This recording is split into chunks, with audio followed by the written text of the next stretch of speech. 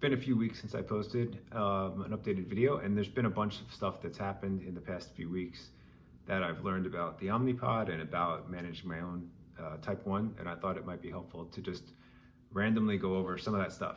So I was happy to get an A1C report the other day of 6.1, which was cool because that was my first A1C that I've gotten since I went to the pump versus MDI. So that's great. I'm happy with that number. It tells me that I can manage things properly, and I'm okay being there. I don't need to go any lower. I haven't had any lows either, so it's been good, and that's been with basically 96% or above time in range. So my doctor was happy, I was happy, and kind of just was proof to me that I can actually thrive on this OmniPod 5 system.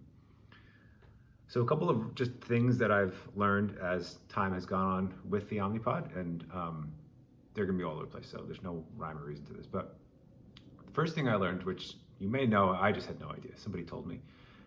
I was in my OmniPod was expiring at like 6 o'clock in the morning.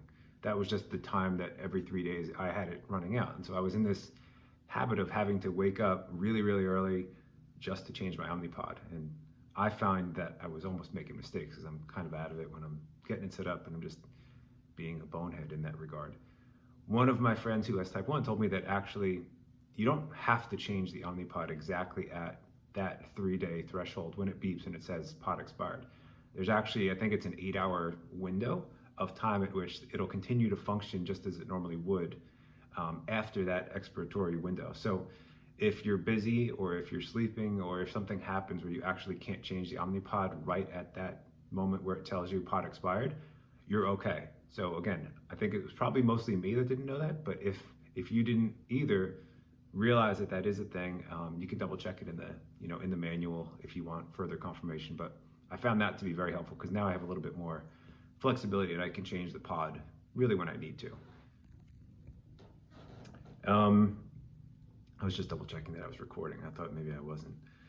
The other thing that I've been seeing is as it gets a little bit colder, when I wear like a bunch of layers, I'm getting way more cannot find CGM, or the pod controller, the PDM will be looking for my Dexcom and it won't be finding it, which is kind of annoying because then it's not getting the glucose readings and it's not auto correcting.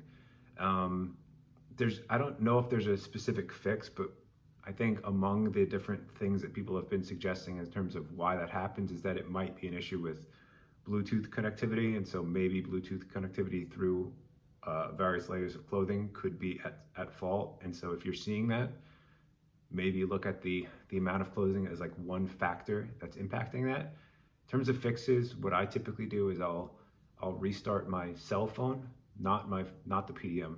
Well, I'll restart that too, but I'll restart my cell phone, and then I'll also restart the Dexcom app. I'll go to my general settings on my phone, and I'll turn Bluetooth off, then turn it back on again. And then I'll also restart the OmniPod PDM. And doing those two things usually makes it come back within a matter of a few of those 5-minute increments. It's usually back and good to go.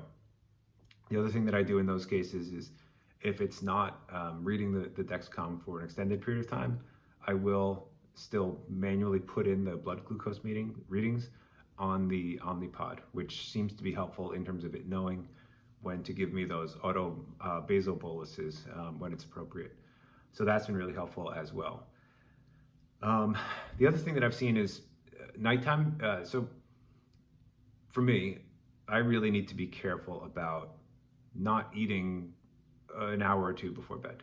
I'm finding that if I eat and I bolus correctly, no matter what, when I go to bed, I'm gonna wind up going high and kind of just staying high all night. And that really screws up your daily average. You're much higher than you might normally be when you look back at that 24-hour period. If you had 8 or whatever hours and you were sleeping in the 160s or 180s or whatever. So, and this is even with, a low carb food. So like I got in the habit of like eating a bunch of peanut butter before bed, or a bunch of cheese sticks or yogurt or something. But I would get that, fat and protein rise at night. And since I wasn't awake to actually see it and correct it, it would just kind of stay where it was. The OmniPod would try to bring it down, but it wouldn't bring it down fast enough to really influence the number. And so I think one really, really helpful thing for me, and maybe for you, is to really just get in the habit of, if it's feasible, trying to like plan your last meal a couple of hours before you go to sleep, really with the time component being try to have had your system and your insulin be processed before you go to sleep. The more you can have like that straight line on the Dexcom in the hour or two before you go to bed, the better your nighttime readings are going to be. Whereas, you know, if you're going up pretty high and then coming down at a relatively quick rate after a meal, even if you bolused correctly, there's a lot going on inside your system.